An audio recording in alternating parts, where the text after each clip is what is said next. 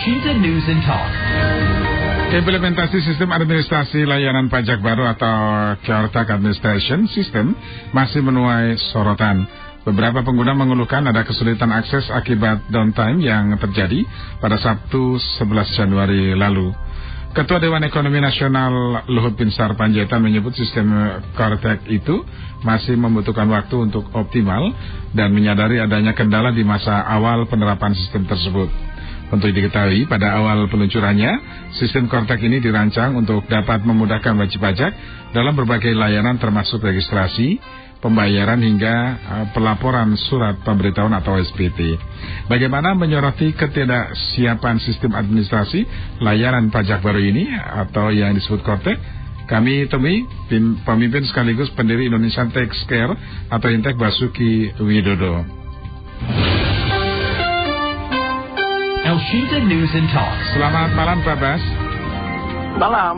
Ya. Ya. Pak Bas, apa yang perlu dipahami masyarakat tentang sistem Kortek ini, Pak Bas? Ya, jadi kalau saya lihat ya, ini kan sistem yang dibangun oleh pemerintah. Dalam hal ini untuk apa? Dalam rangka peningkatan penerimaan. Jadi masyarakat sendiri melihat atas sistem ini bahwa masyarakat ini harus mengikuti aturan yang telah ditetapkan oleh pemerintah. Jadi ini kan merupakan satu paket antara undang-undang harmonisasi peraturan perpajakan, kenaikan PPN sampai Kortek ini, termasuk one single identity itu kan ya. Jadi sebenarnya semua intinya mengarah pada apa? Target penerimaan itu. Masyarakat sendiri tidak paham atas apa yang dibangun oleh pemerintah saat ini. Jadi saya melihat bahwa ini adalah arah kepada sebuah target untuk penerimaan negara terhadap pajak. Saya terus terang berdasarkan hasil penelitian yang Intak lakukan, pajak Indonesia memang masih diartikan target. Jadi target ini sekarang akan dibuat dalam sebuah sistem big data, di mana nanti data-data masyarakat termasuk transaksi-transaksi atas ekonomi masyarakat itu semua dimasukkan dalam sebuah data, termasuk transaksi atas faktur-faktur pajak gitu loh. Nah itu yang dilakukan. Ini kan sebuah pekerjaan yang luar biasa kalau menurut saya ya. Tapi kelihatannya ini kok kayak sebuah sebuah pekerjaan yang kayaknya nggak serius pemerintah dalam membangun sistem ini gitu loh. Ini kan sudah dibangun dari harmonisasi peraturan perpajakan itu dari Oktober ya 2021. Kemudian kenaikan itu undang-undang itu kemudian diluncurkan 2022 kan.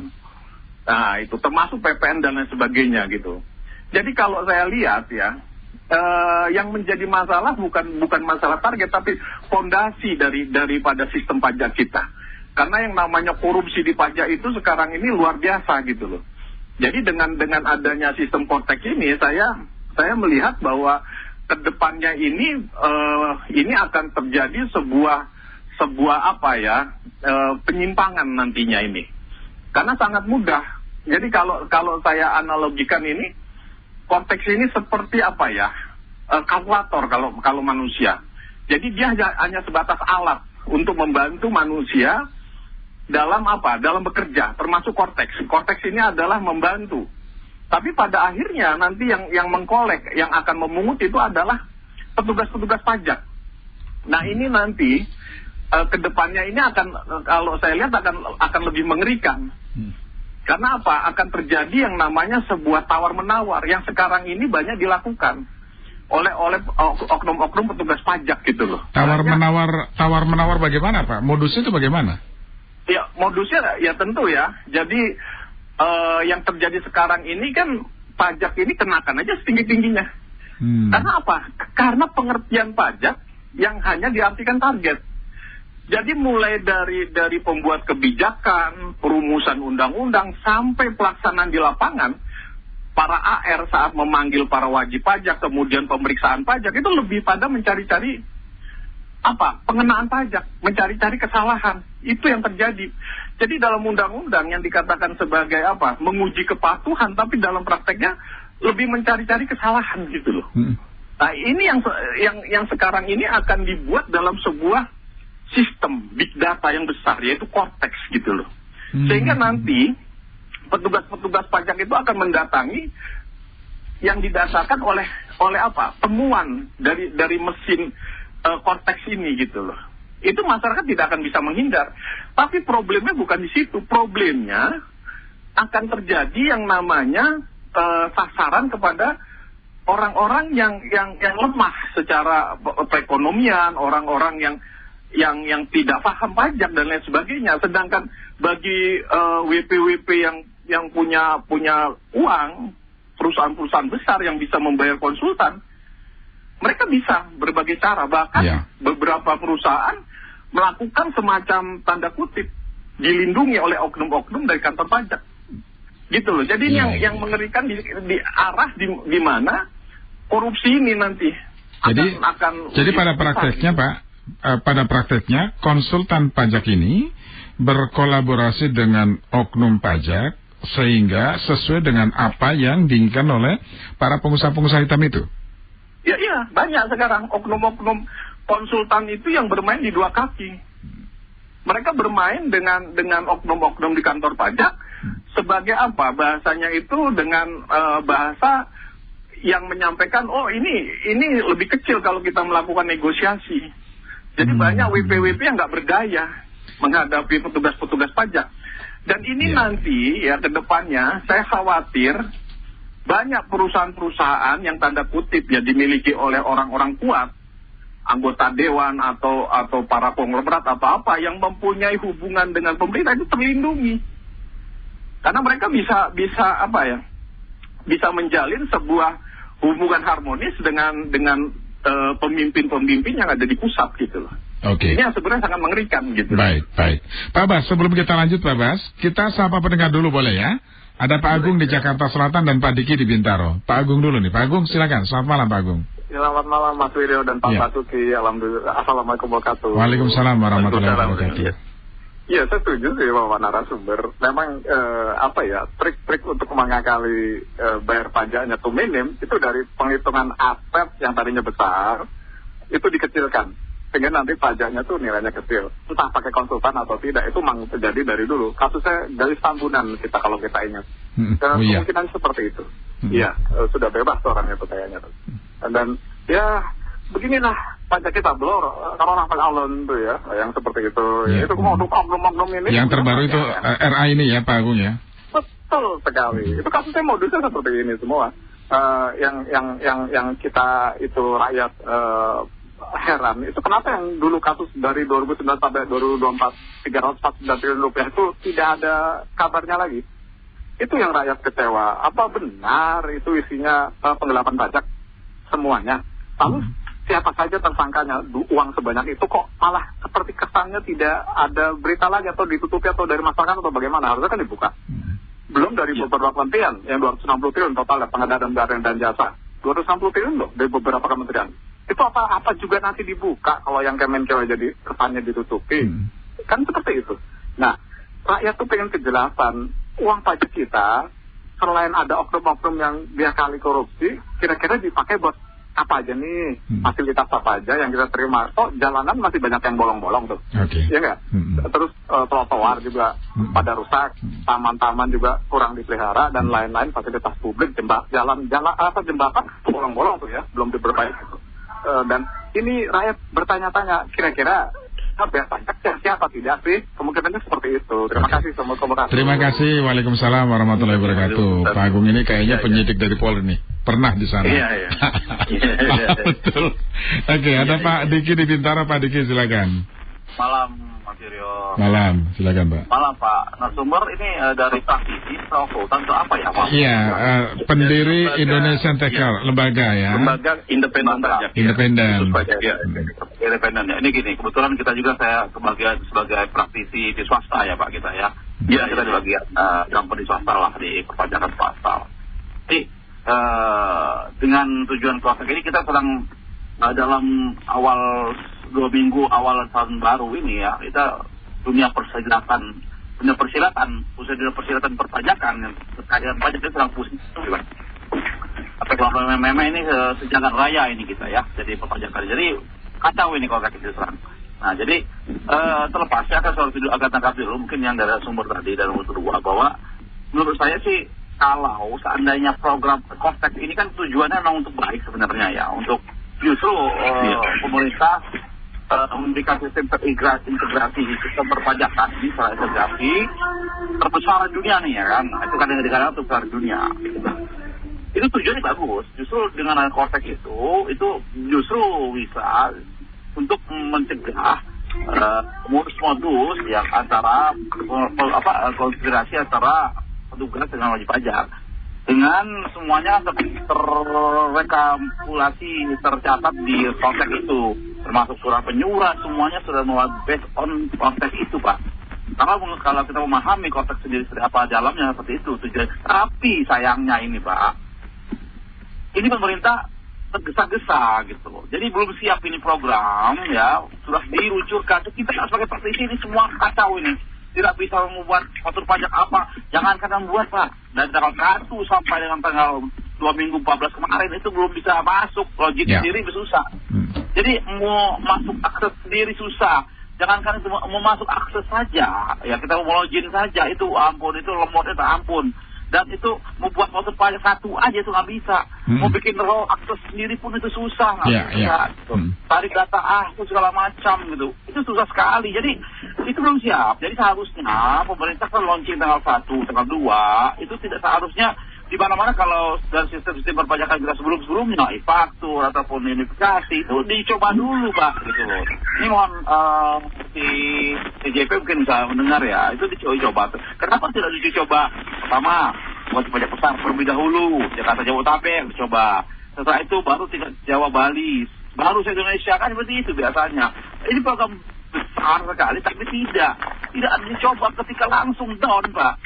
Ya semua gimana gitu loh. Oke lah, tadi siang sih sudah ada kongres, ada hampir kebijakan dari pusat ya untuk dikumpulkan semua wajib pajak terbesar itu. Rencananya masih bisa untuk akan ada e-faktur, masih menggunakan e-faktur desktop, akan ada relaksasi. Tapi kita belum tahu juga nih besok seperti apa gitu. Nah ini sudah kacau ini Pak. Semua perusahaan yang akan, terutama yang perusahaan yang mereka harus menampilkan pajak saat transaksi, nggak bisa jualan Pak. Karena modal dulu nggak bisa jual. Jadi ini perlu ada ini dah, udah dulu atau apa, ini kacau ini Pak. Ya, kita dapat poinnya Pak Diki ya. Oke, terima kasih Pak Diki. Pak Erwin di Tangerang, setelah ini ditanggapi Pak. Pak Erwin, halo Pak Erwin. Ya, selamat malam Pak Suryo. Malam Pak Erwin. Maaf Pak Budi. Ini saya salah satu perusahaan Pak di Tangerang Pak. Saya tadi nyimak yang pertama dan kedua. Yang pertama itu memang banyak kebocoran, yang kedua katanya bagus. Intinya sih begini Pak. Ini sampai sekarang Pak, kan sistem Konteks baru ya. Sampai sekarang saya belum bisa transaksi invoice Pak, karena faktur pajaknya saya nggak bisa buat Pak. Jadi istilahnya aplikasinya itu belum sampai sekarang tuh belum bisa install Pak. Saya nggak bisa lagi dong kalau nggak faktur pajaknya keluar Pak. Orang mana mau istilahnya menerima invoice saya kalau nggak ada faktur pajak. Jadi rencana mungkin besok saya datengin ini Pak kantor pajak. Kalau saya simpulkan kejadian seperti dulu Pak, faktur pajak elektronik. Sama-sama semua Pak, itu kita kacau itu yang tadi sumber 2 bilang itu kan. Dia terulang lagi sekarang, kenapa sih kok amatiran sekali ya orang pajak ya, istilahnya sistemnya ya. Orang mau ngasih duit ke negara aja kok susah gitu loh. Buat yang gampang gitu loh, kenapa sih? Ini gara-gara kenaikan 1% jadi 12%, satu istilahnya kita nginstal aplikasinya juga belum bisa, sampai sekarang loh Pak, bayangin Pak, udah setengah bulan ini Pak. Iya. 1, setengah 2 ini. Bagaimana nih pemerintahnya? Anda saling tanggung jawab ini. Udah kejadian waktu itu tahun 2015 kurang lebih itu seperti ini, sekarang diulang lagi seperti ini, nggak mengambil pelajaran namanya itu. Baik. Karena orang pajak aja nggak ngerti Pak, saya tanya Pak gini, dia nggak ngerti, nggak tahu, bingung saya. Langsung nanya ke siapa? Makanya besok ini saya datengin. Karena kalau hal yang seperti ini Pak, ini ownernya Pak yang datang Pak, nggak bisa saya manajer dan direktur tuh nggak bisa ditolak. Iya. Tolonglah pemerintah lah, yang bener lah kalau ngasih ini ke rakyat. Ini rakyat tuh ngasih duit kok. Kalau disusahkan gitu loh. Iya, dipermudah gitu ya Pak. Terima kasih. Baik, terima kasih Pak Erwin di Tangerang. Wah, ini miris sekali kalau kejadiannya yang dialami Pak Erwin. Pak bisa langsung ditanggapi Pak Bas, sekaligus Pak Bas ada Pak Agung, Pak Diki dan Pak Erwin. Ya, kalau saya lihat begini, ini pola-pola ini sebenarnya terjadi di tahun-tahun sebelumnya. Dulu ingat nggak sunset? Bagaimana orang subuh-subuh sudah antri, luar biasa. Itu kalau nggak salah dulu kan tanggal 31 terakhir itu ya. Saya lupa ya tanggal pasnya. Tapi orang itu berbondong-bondong sampai malam, dari subuh sudah mulai. Tapi pas hari terakhirnya itu diperpanjang gitu loh pemerintah. Jadi begini, saya cuma mau mengatakan dari hasil penelitian, kebijakan-kebijakan pajak ini bersifat trial and error, bersifat sporadis, tidak memiliki arah. Jadi hanya bertumpu kepada yang namanya target. Jadi target ini selalu dianggap sebagai sesuatu yang menjadi sesuatu yang sangat-sangat luar biasa. Tapi pemerintah sendiri tidak pernah berpikir bahwa target ini nantinya akan berdampak kepada masyarakat, akan menjadi korban dari masyarakat.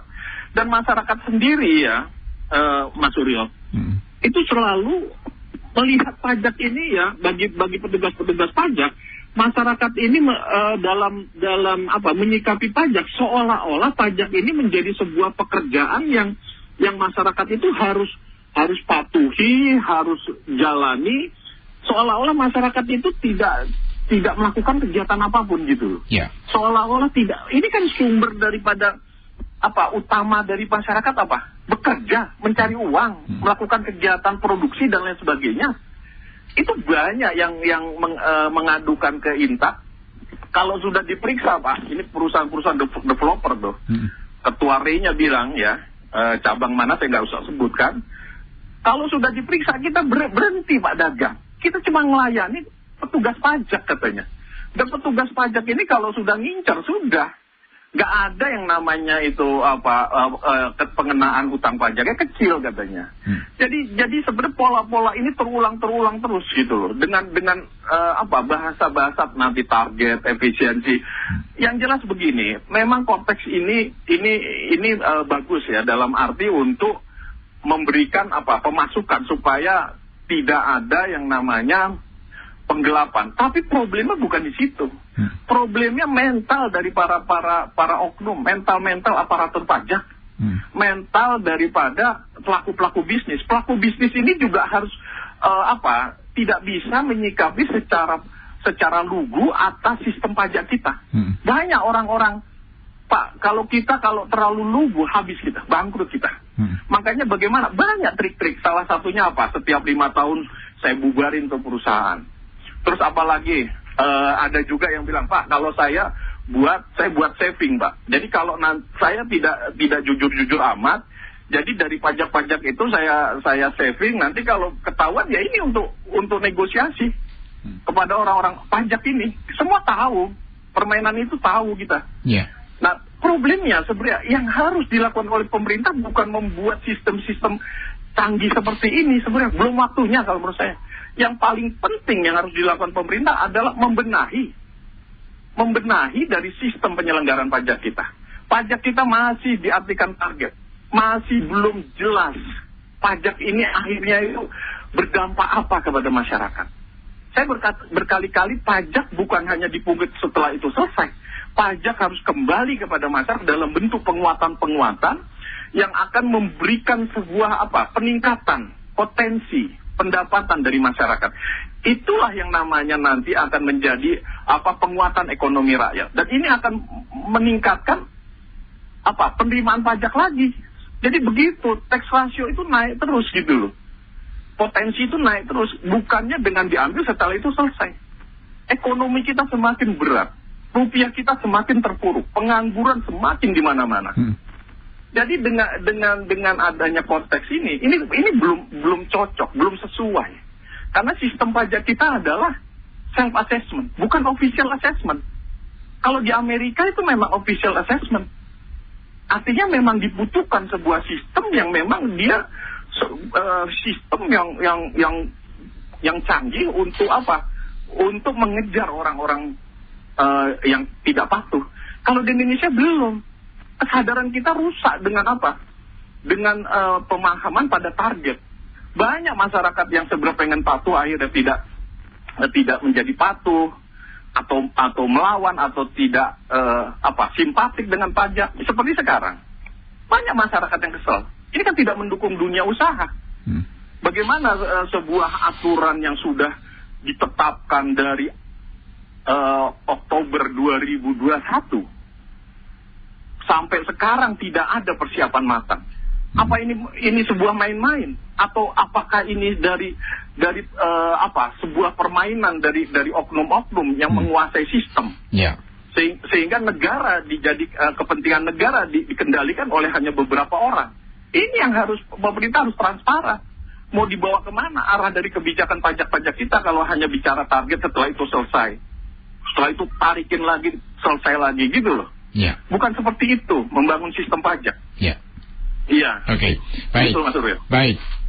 Kita sapa pendengar selanjutnya, tapi sebelumnya saya bacakan dulu tanggapan melalui WhatsApp ya, diantaranya dari Pak Jamal di Tangerang Selatan. Indonesia ini kaya raya, disamakan dengan negara Nigeria, pendapatan pajak negara yang sangat miris. Jangan sampai human error yang ngurusin pajak, ini bisa parah sekali. Kemudian dari Pak Pras di PSD, sayangnya saya telat karena baru selesai berhasil di draft FPK. Jadi tolong DJP, jangan paksakan ini Kortek. Kasihan kami, akuntan-akuntan harus kerja sampai subuh. Kami dimaki customer karena tak bisa berikan FPK. Kami ke KPP, tapi antrian sampai dengan jam 7 malam. Gagal konsultasi. Direktur ngamuk-ngamuk karena tidak berhasil pick roll, sehingga direktur terikat hanya untuk upload. ARKPP juga tidak paham. Mau sampai kapan kami akuntan harus begini, Pak? Jadi pahami kami karyawan berada di tengah antara direktur dan customer yang merasa ini konsep terburu-buru dan WP jadi percobaan. Nah, ini tanggapan dari Pak Pras. Selanjutnya saya sapa dulu Pak Joni di Bekasi. Pak Joni, Waalaikumsalam warahmatullahi wabarakatuh. Ini pas banget nih ininya, topiknya. Gini deh, sistem Kortek ini ditujukan, dibuat oleh pemerintah untuk memeras pengusaha kecil dan bawah, menengah dan bawah. Kenapa saya bilang begitu? Ada satu pepatah, Trofi, tidak satu jalan ke Roma. Jadi kalau pengusaha besar itu pasti ada jalan terobosannya gitu loh. Cara ngembang pajaknya pasti ada jalan terobosannya. Mereka tuh udah bermain di dalam gitu loh. Tapi yang kecil menengah itu diperas oleh pemerintah. Kenapa? Karena nggak ketemu jalan begituan gitu loh. Paling-paling yang dibilang Bapak tadi nego-nego gitu aja. Tapi kalau pengusaha besar pasti ada kebijakan nanti ke belakangnya. Kita nggak tahu kebijakan seperti apa. Nah, kalau masalah kekreditan masalah pajak, tuntut Sri Mulyani karena dia yang bikin. Kenapa? Ya karena usaha nggak jalan kan. Berapa kerugian tuntut Sri Mulyani gitu loh. Kenapa? Karena lu bikin program di bawah tanggung jawab lu nggak bisa menjalankan dengan benar sehingga ekonomi masyarakat hancur. Tuntut dia. Kenapa? Walaupun dia sebagai menteri, dia bertanggung jawab dengan ini gitu loh. Dengan kebijakan ya Pak Joni ya. Terima kasih Pak Joni.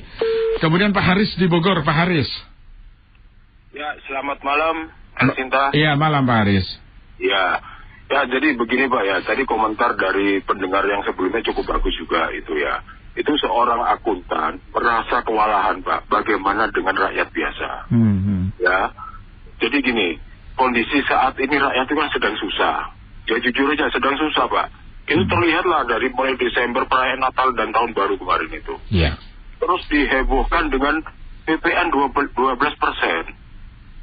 Belum selesai itu, muncul lagi sekarang ini masalah pelaporan. Nah, itu jadi selalu bikin kegaduhan terus hal-hal seperti ini. Nah, sementara kondisi ekonomi ya begitu-begitu saja gitu. Jadi gini, Bapak narasumber juga ya, seorang akuntan aja mengeluh seperti itu, seorang ahli mengeluh seperti itu. Kami konsultasi ke pajak, lo orang pajak juga, saya mau bilang bodoh juga bagaimana? Tapi ya standar mereka kan cukup tinggi Pak. Ya mereka juga nggak tahu. Konsultasi ke meja satu tanya ke meja 2 dulu, sebentar. Dan disitulah muncul antrian cukup panjang, karena petugasnya sendiri tidak paham akan aplikasi yang baru tersebut. Jadi tolonglah pemerintah jangan bikin gaduh terus seperti ini. Ya lama-lama juga muak nanti masyarakat dengan hal seperti itu. Mungkin itu Pak, terima kasih. Terima kasih Pak Haris di Bogor. Langsung ditanggapi Pak. Ya, jadi saya pikir gini, pemerintah harusnya untuk sementara dibatalkan, termasuk kenaikan PPN. Dengan PPN ini juga sebenarnya kondisi yang kalau menurut saya itu banyak akal-akalannya kepada masyarakat. Jadi sebenarnya ini udah sinyal bahwa Cortex itu tidak bisa dijalankan gitu loh. Paling tidak yang harus dilakukan oleh pemerintah adalah membenahi di dalam dulu. Terus pajak ini mau dibawa kemana arahnya? Jadi jangan naik-naikkan saja, tapi nggak tahu. Karena masyarakat sendiri sampai sekarang belum merasakan dampak dari pajak ini sendiri, gitu loh. Jadi kayak tadi Pak Haris, Pak Joni mengatakan itu, saya setuju untuk sebenarnya ini yang bertanggung jawab adalah Sri Mulyani. Karena beliaulah yang dari awal itu kelihatannya sangat-sangat gencar ya.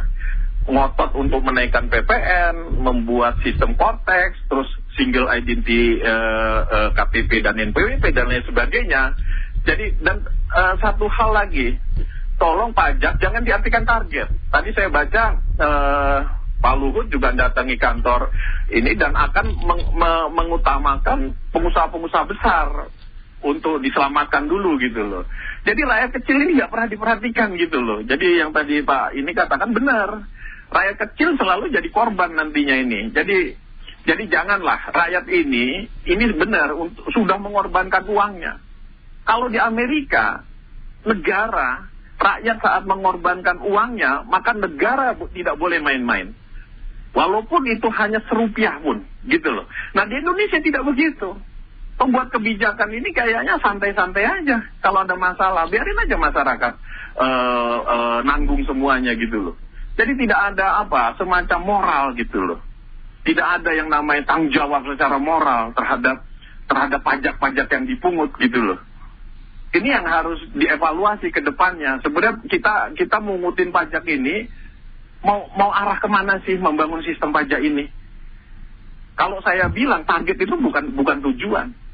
Seberapapun keinginan pemerintah, mau 3 triliun, mau 5 triliun, yang jelas rakyat ini menjadi objek dari sasaran tekanan dari oknum-oknum di dalam gitu. Yang harus dilakukan bagi pemerintah bukan membangun sistem yang canggih-canggih untuk menjerat rakyat, bukan. Tapi membenahi di dalamnya dulu, tata kelolanya dulu. Korupsinya semakin kesini semakin parah kalau saya lihat. 349 triliun itu sebab apa? Itu sebenarnya dari korupsi yang terjadi sejak Orde Baru kalau saya amati itu. Sampai sekarang itu. Dan kemana itu yang namanya solusinya atau apa sih dibalik 349 triliun itu? Gak pernah terungkap kok. Diselesaikan secara politis, masyarakat tenang, selesai. Kemudian dinaikkan lagi pajaknya. Jadi saya pikir yang harus dibawahi pertama, pemerintah harus benahi dulu pajak. Yang kedua, pajak ini adalah pengorbanan rakyat. Jadi tolong pemerintah punya tanggung jawab moralnya. Terus yang ketiga, pemerintah sudah saatnya merancang sebuah grand design, sebuah peta jalan. Kemana? Cita-cita yang dulu diagung-agungkan atau dulu yang digadang-gadang tahun 83, mewujudkan aparatur pajak yang bersih. Mewujudkan sistem pajak yang sederhana. Terus membuat masyarakat lebih sadar dengan kesadarannya untuk membayar pajak. Dan penerimaan negara menjadi sumber utama dari pembangunan bangsa. Itu harus diwujudkan dan itu harus didesain menjadi sebuah peta jalan. Bukan hanya sekedar pungut, setelah itu selesai, dipungut, selesai. Bukan itu. Cara pengelolaan pajak bukan itu. Pajak itu ada ilmunya, gitu loh. Gitu Mas Suryo. Ya, oke. Baik, saya bacakan tanggapan sebelum ke pendengar selanjutnya lagi. Pak Eri ya, coba pegawai-pegawai pajak itu diperbaiki total. Kami pegang perusahaan di 2 kota. Ini sering didatangi pegawai pajak atau calo-calo pajak. Kita nego lolos cuma bayar 50%. Nah, pegawai pajak itu berjamaah korupsinya. Dan uang-uang itu masuk kemana? Nah, ternyata orang pajak sering pada judi katanya. Mungkin oknum ya, oknum, kita bicara oknum nih. Jadi kalaupun mau bukti, saya ada. Ya, tolong Pak Presiden, ini juga harus menindaklanjuti. Jangan sampai Presiden dikadalin juga sama oknum-oknum ini soal pajak ini. Nah, kemudian dari Pak Amir, tadi pagi anak saya antar anak saya mau bikin NPWP. Saya antar anak saya bikin NPWP ke KPP Pratama. Tapi lagi error. Dan sampai sore saya telepon ke sana juga masih error juga. Ini bagaimana memberikan pelayanan yang baik? Nah, ini kan problem-problem di lapangan seperti itu. Kemudian pajak seharusnya pemerintah memikirkan cara untuk juga mendapatkan pajak dari sektor informal. Agar jangan selalu hunting in the zoo. Ya, ini Pak Alex. Kemudian Pak Darwin berharap agar sistem pajak itu harusnya memudahkan, bukan menyulitkan. Kami rakyat mau bayar, tolong jangan dipersulit. Nah, ini beberapa tanggapan pendengar. Saya sama Pak Lani di Bogor. Pak Lani. Ya, selamat malam, Bung Asrofi. Dengan Wirya, Pak Lani. Apa ya? Ya, selamat malam, Mas Wirya. Selamat malam, narasumber. Silakan pemerintah itu melakukan apapun sistem perpajakan yang mereka lakukan. Tapi harus terlebih dahulu Menteri Keuangan berikut jajaran ke bawah sampai Dirjen Pajak sampai yang paling bawah, buktikan aset mereka, kekayaan mereka didapat dari mana. Buktikan kekayaan mereka itu dapat dari mana. Kalau sudah clear, oke, lakukan semua yang mereka mau. Jangan dia korupsi, tapi rakyat diperas, perusahaan diperas. Ya, buktikan kekayaan mereka itu clear, ya, sah, legal. Ya, dari Menteri Keuangan terutama Sri Mulyani dan Dirjen Pajaknya. Ya, sekian Mas Wiryo, terima kasih. Terima kasih. Ya. Pak Lani, pendengar terakhir ya. Pak Bas, silakan ditanggapi. Ya, jadi itu benar. Saya juga bertanya. Sri Mulyani pernah menyatakan dia punya rumah di Amerika. Ya, artinya rumah itu kan luar biasa. Kalau dibandingkan dengan rupiah, itu kan rupiah dengan dolar itu kan 16.000. Artinya 16.000 kali dia harus membeli rumah seharga yang ada di Amerika. Tapi saya